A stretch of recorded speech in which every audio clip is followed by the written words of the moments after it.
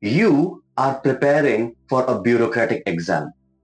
But what exactly is bureaucracy?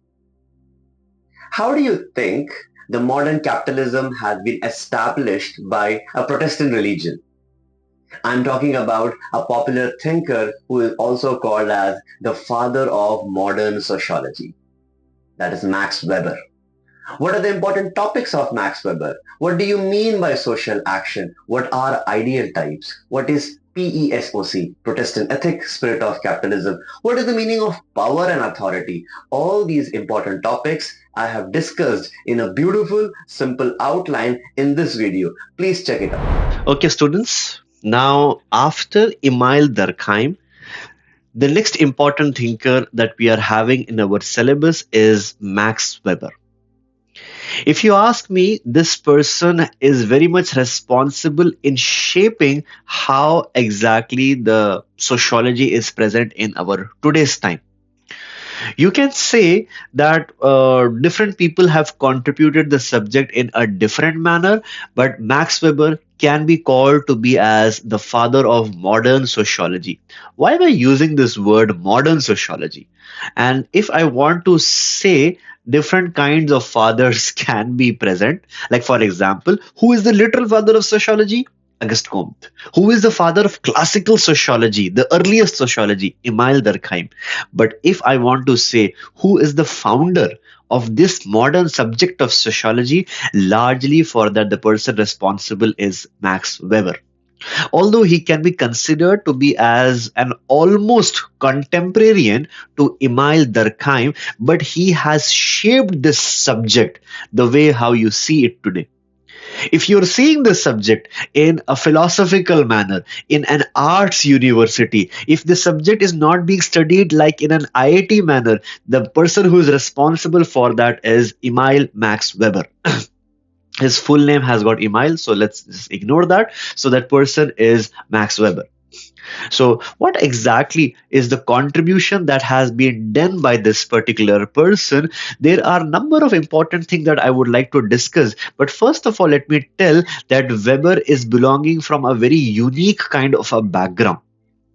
Why? Because he is a German sociologist. The way how Emile Durkheim was a French sociologist, this person has established this discipline so perfectly, so nicely in the country of Germany. At that time, it was called as Prussia.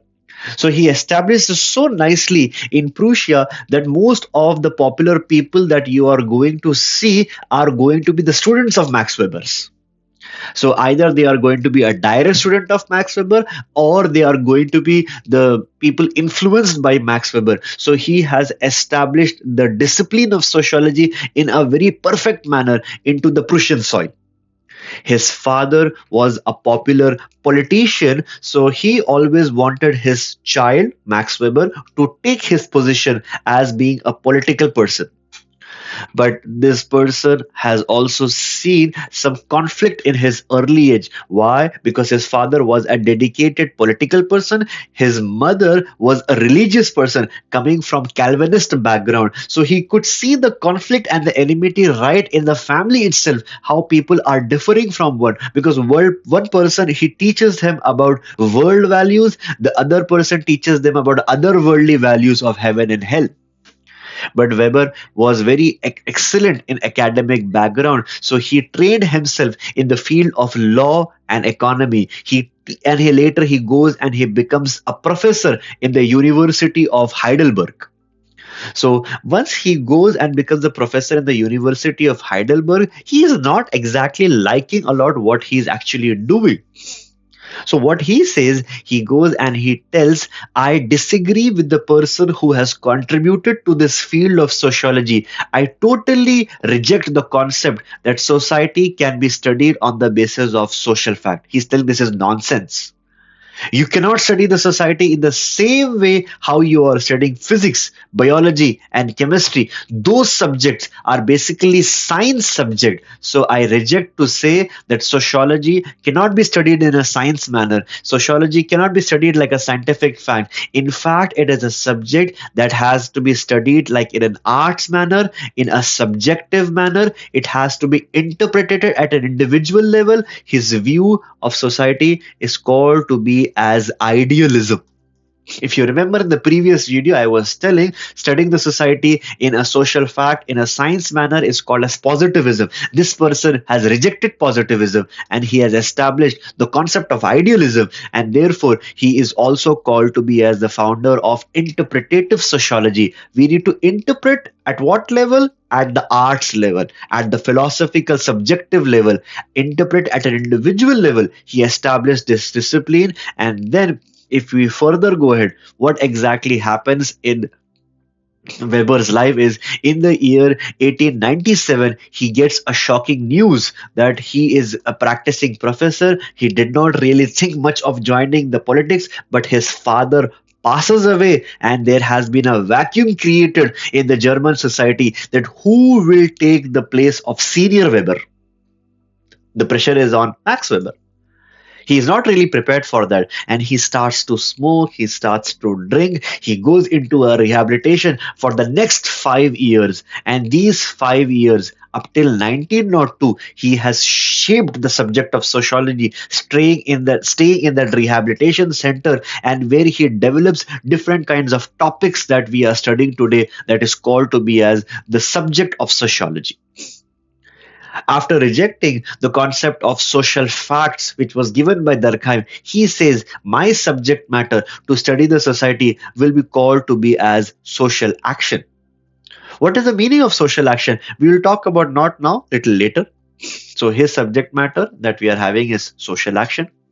And then he tells, if you want to study the society, the methodology plays a very important role. How you are looking at the society. So there are three different types of disciplines that he talks about. And the second discipline that what we are having is ideal types. First discipline will be called as first degree methodology. This third discipline is called to be as causal pluralism. And then we are having the third discipline of ideal types. If we further look ahead,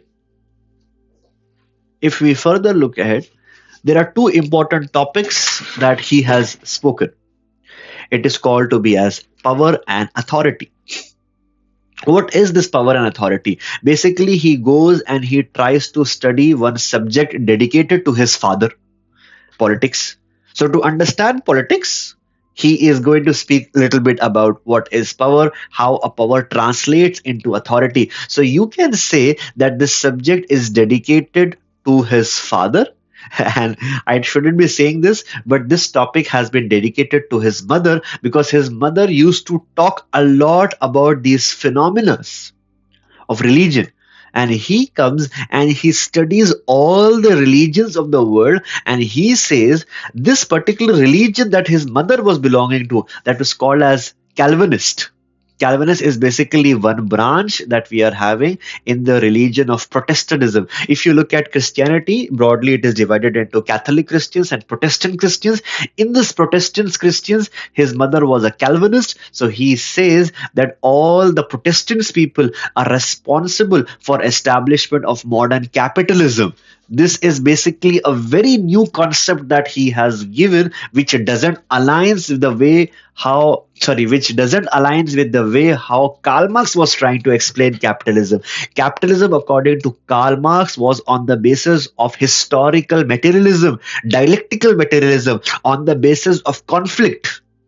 This person is telling, no, the modern capitalism is established on the basis of some principles which are being established by the Protestant people. So the full form is Protestant ethics and the spirit of capitalism. He says these Protestant people are responsible in establishing the spirituality, the essence, the principles of modern capitalism. This is a very interesting, lovely topic that I would like to teach. So What is the detailed outline that we are having? He has rejected Emile Durkheim, and he is telling that I want to explain the society on the basis of social actions. And there are four types of social actions that he talks about. One is weak rational social action, word rational social action, effective social action, and traditional social actions. These are the four. And he wants to study the society in an interpretative manner. So another term that this guy can be associated with, it is called to be as interpretative sociologist. He is also known to be as phenomenologist. He is also called to be as idealist. He can also be called to be as father of modern sociology. Using the word modern is very important over here. And then once he establishes this discipline in the year 1907, he has given this popular theory called to be as Protestant ethic and the spirit of capitalism. Even till date, this is considered to be as one of the most, I should be saying 2026, yeah. Even till date, the most discussed theory in sociology is PESOC. And then when he establishes, this guy was not establishing a conservative party like his father. He goes and he establishes a leftist party where he was criticizing all the conservatives, the right wing groups. So he brings his own political party, and for that he was punished also. So this topic of explaining the leftist type of political system, he develops a topic called as power, how power translates into authority. And he says there are three important types of power. One is a traditional authority as a power, another is a charismatic authority, but today's power is basically a form of a legal rational authority. And you don't use the word legal rational authority, you use the word bureaucracy. Today, if we use this word bureaucracy, it is because of this person, Max Weber. He has given this term, and that is why we are using it in a very broad way. So the bureaucracy is also called to be as a Weberian bureaucracy, and he has spoken different types of methodologies, three types of methodologies. In the syllabus you are having only one type of methodology, that is ideal types. 1 and 3 also we will discuss. So here we are having a detailed outline of what Weber is trying to talk about. These are some previous year questions that I want you to look into. Take a look at this previous year question from 2023. Bureaucracy is the most efficient form of organization, yet it leads to domination. Basically, you have been asked to critically analyze what is the concept of bureaucracy.